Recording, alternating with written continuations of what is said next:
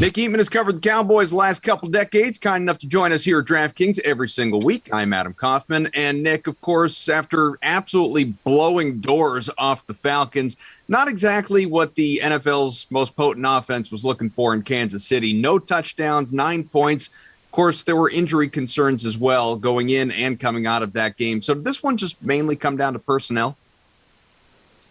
I think it's more than that. I mean, more than personnel. I mean, I think that's a big part of it. I mean, and personnel at the wrong spot. You know, the offensive line injuries, and then you've got the that leads to the quarterback running for his life, and then his receivers aren't there. So yeah, that was a big part of it. There, it's hard to kind of match with Mahomes, even though the defense did a nice job. But I also think too. I mean, you can't overlook the fact that the Cowboys have to rise to the challenge on games like this. And now, we're seeing a couple of times now where they haven't done that.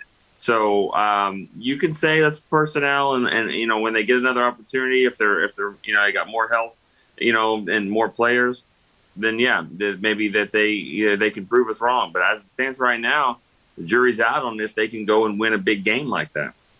There is still much to be thankful for overall for the NFC East leaders, of course, and as is annual tradition, a Thanksgiving Day game coming up against the Raiders here, which should be a lot of fun. We'll get to that game in just a little bit. But just as it comes down to that personnel that we alluded to, of course, there's no Amari Cooper. He tested positive for COVID. He's unavailable for a couple games. CeeDee Lamb is dealing with a concussion right now. So as you look at this offense, who's in the best position to step up?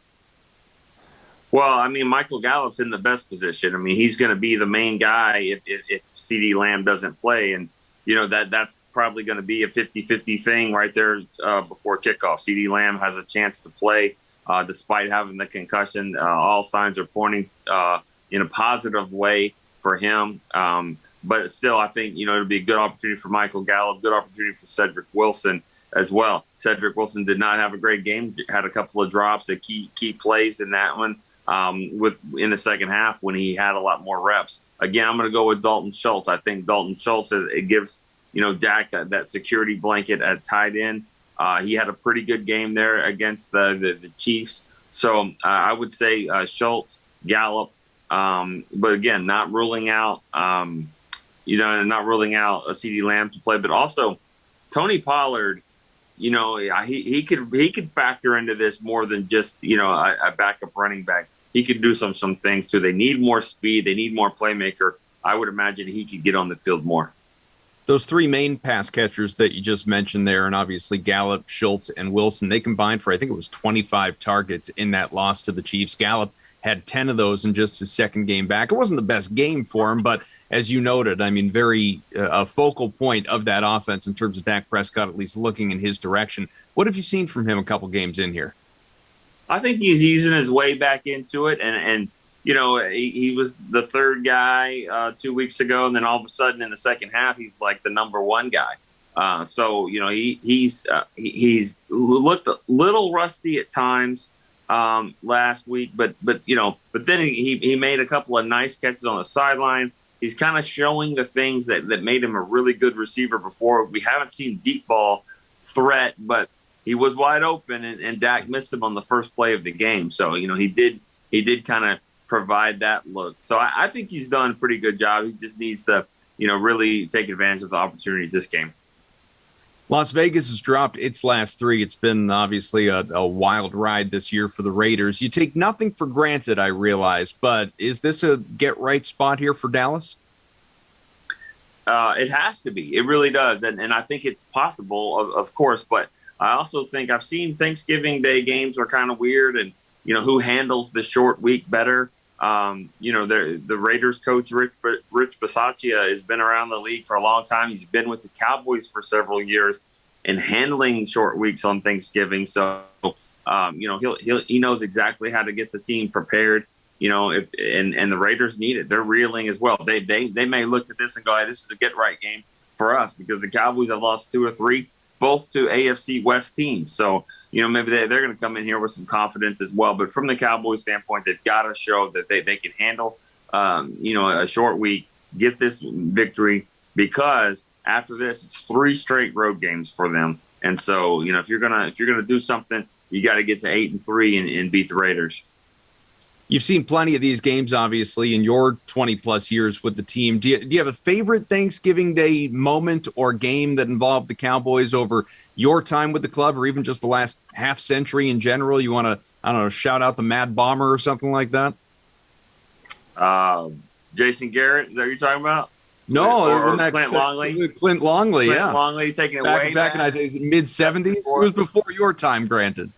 Yeah, a little bit before my time, but that's still probably considered the greatest Thanksgiving play on a positive note for the Cowboys. One of the most memorable is, of course, Leon Lett and against the Dolphins. And, the first Thanksgiving Day game I covered, the Cowboys held Randy Moss to just 3 catches. Unfortunately, he went for 50-yard touchdowns on all 3 of them. I think he went for about 158 or 163. Yeah, he was a rookie that year. He showed the Cowboys that maybe they should have drafted him. I'll never forget that game. That wasn't a positive one, but really just the whole thing. It's my favorite game of the year. It's my favorite holiday. I just love what it represents, and the Cowboys get to do this game every single year. And I miss every Thanksgiving with my family. But there's something, but it's a good excuse too when you're like, where's Nick? Well, he's there, he's right there. What we're watching, and somebody has to do it. Some people, it's just like those NBA Christmas games, they're tradition for a lot of families, but somebody's got to go out there, play the games, cover the games, shoot the games on film, referee the games, all that stuff, and it's a great obligation. And, I take pride in being a part of it. So I really, maybe that's not a good answer, but I love everything that Thanksgiving brings to the Cowboys and to the NFL.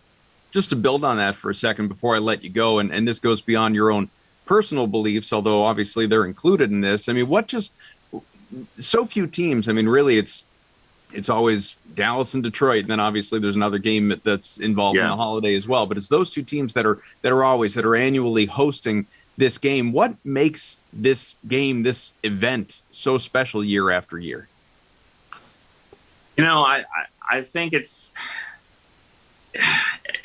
to me, it's a lot of what I just said about, just it's family tradition and all that. But in this world that we have where everything's different, technology changes us all the time. Every once in a while, it's nice to know that things don't change, and I know I'm going to walk into the press box a little past noon, and the Lions are going to be playing, and I don't really know who they're playing. I'm going to guess the Bears, maybe the Packers or Vikings, or I don't know, Patriots sometimes play that game, and I'm going to be the Lions are kind of hanging in there and get ready for this game, and then everyone's so much more festive and all that. It's just, you just know where you're going to be. You're going to be at 3:30. The Cowboys are going to be playing, and the turkey's going to be there, and the ham's going to be there, and all the sides and all that. It's just a little bit of a normalcy, and like I said, I love what the game brings and it represents, and it just shows a lot of things change, but that one hasn't, and I like that.